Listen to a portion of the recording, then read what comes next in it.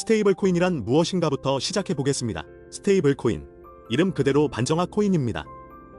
비트코인처럼 급격한 가격 변동 없이 미국 달러 같은 실제 화폐의 가치를 1대1로 연동한 디지털 자산입니다. 이들은 단순한 암호화폐가 아닙니다.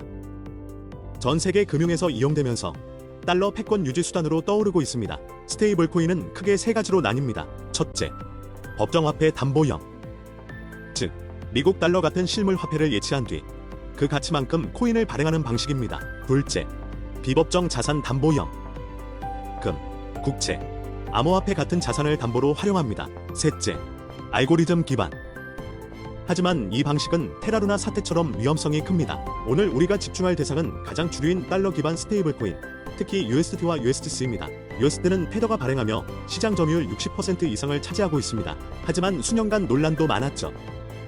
실제로 무엇을 담보로 보유하고 있는지 명확히 밝혀지지 않았고, 과거엔 일부 담보 부족 문제가 불거지기도 했습니다. 현재는 미국 국채 등도 일부 포함되었지만 여전히 회계감사의 투명성은 미흡하다는 비판이 존재합니다. 반면 USDC는 미국의 핀테크 기업 서클이 발행하며 매달 자산 내역과 유동성 상태를 외부 감사기관을 통해 공개합니다.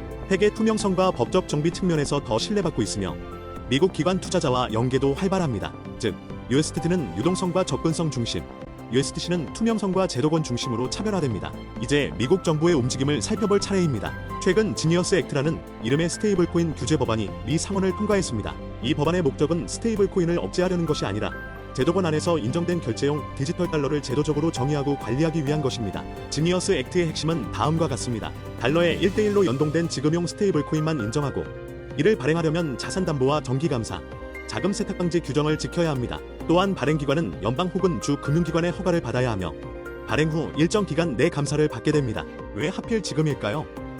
그 배경에는 달러 패권 유지 전략이 숨어 있습니다. 중국은 디지털 위안화를 통해 아시아와 중동, 아프리카에서 결제 시스템 영향력을 확장하고 있습니다.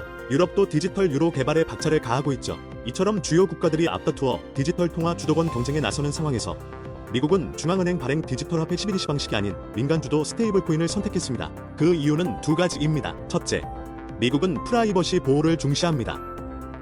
CBDC는 정부가 모든 결제 내역을 실시간으로 추적할 수 있어 감시 국가와 우려가 있습니다. 둘째, 이미 USDC 같은 스테이블 코인 생태계가 충분히 발달되어 있습니다.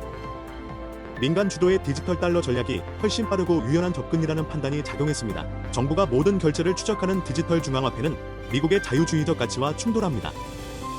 이런 이유로 트럼프 대통령은 2025년 1월 행정명령 2호 14,178을 발표했습니다. 이 명령은 CBDC 개발을 금지하고 대신 합법적 스테이블 코인을 제도권 내에서 육성하겠다는 방침을 선언했습니다. 즉, 정부가 발행하는 디지털 달러는 금지하되 민간이 달러에 고정된 디지털 자산을 만들고 유통하는 것은 인정하겠다는 것입니다.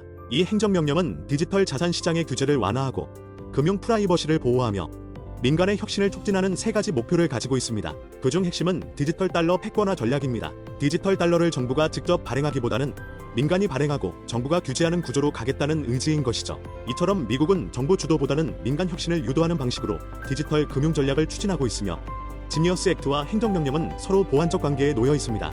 이런 전략은 미국 국채 시장에도 영향을 미칩니다. 지니어스 액트는 스테이블 코인 발행사가 미 국채를 일정 수준 이상 담보로 보유해야 한다고 명시하고 있습니다. 즉, 스테이블 코인 발행사가 담보로 미국 국채를 일정 비율 보유해야 하기 때문에 발행량이 증가할수록 단기 국채에 대한 수요도 함께 확대되는 구조입니다. 이는 금리 정책, 재정 안정성에도 간접적인 영향을 줄 수 있습니다. 하지만 모든 것이 순탄한 건 아닙니다. USDT는 담보 구조의 투명성 부족과 회계 감사 체계 부재로 인해 지니어스 액트 기준을 충족시키는 데 어려움이 있다는 지적이 있습니다. 이로 인해 미국 내 기관 중심의 수요에서는 점유율 하락 가능성이 제기되고 있습니다. 반대로 USDC를 발행하는 서클은 오히려 수혜를 받을 전망입니다. 서클은 최근 OCC의 신탁은행 설립을 신청했으며 규제에 맞춰 USDC를 더 안전하게 운용하겠다는 입장을 내세웠습니다. 이런 전략은 기관 투자자 유입을 촉진하고 USDC의 점유율을 끌어올릴 수 있습니다. 그렇다면 이 모든 흐름은 어디로 향하고 있을까요? 미국은 20세기의 5일 달러 패권을 21세기 디지털 달러 패권으로 전환하려 하고 있습니다. 20세기 미국의 달러는 석유 거래를 통해 세계 통화를 지배했지만 이제는 디지털 자산과 스테이블 코인을 통해 같은 위치를 지키려 하고 있습니다. 이는 단순한 화폐 발행 권한이 아니라 글로벌 금융 주도권을 지키기 위한 전략적 수단입니다. 스테이블 코인은 그 도구 중 가장 현실적이고 실행 가능한 수단이죠. 결론적으로 스테이블 코인은 단순한 디지털 자산을 넘어서 글로벌 통화 질서 재편의 중심에 서 있습니다. 트럼프의 정책, 지니어스 액트, 민간 발행사들의 움직임은 모두 미국 달러의 미래와 직결되어 있습니다. 앞으로의 금융 질서를 바꿀 디지털 달러의 주인공은 누가 될까요?